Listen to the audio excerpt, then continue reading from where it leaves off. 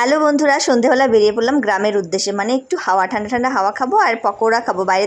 বাইরে থেকে প্ল্যান করেই বেরিয়েছি। অর্পণা ভাবি বললো চলো তোমাকে এক দোকানে পকোড়া খাওয়াই, তোমার মুখে লেগে থাকবে। এর আগেও যদি এনেছিল, অনেক দিন হয়ে গেল বাইরের জিনিসটা আমি অ্যাভয়েড করছি, খাই না বললেই চলে, বাড়িতে বানিয়ে খাই। কিন্তু কোনো সময় না ইচ্ছেও করে, ইচ্ছে করলে খেতে হয়। আর আমার মনে হয় মনের ইচ্ছে থাকলে মনের সজীবতাটাও বজায় থাকে। তো যাই হোক, এখান থেকে 200 গ্রাম পকোড়া নিলাম গরম গরম। তারপর অর্পণা ভাবি নিয়ে গেল গাজলে এক রেস্টুরেন্টে, মানে এটা হলো ভেজ রেস্টুরেন্ট। তো এখানে ওই ইডলি, বার্গার, ধোসা এগুলো বিক্রি হয়। তো আমরা 2টো বার্গার অর্ডার করলাম আমার আর ছেলের জন্য।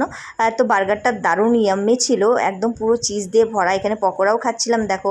তারপরে যে বার্গার মা আর ছেলে খেলাম। ওই দিন শ্বশুরের জন্য পাঞ্জাবিটা নেওয়া হয়নি, তাই জন্য আবার শ্বশুরের জন্য পাঞ্জাবি নিতে চলে এলাম।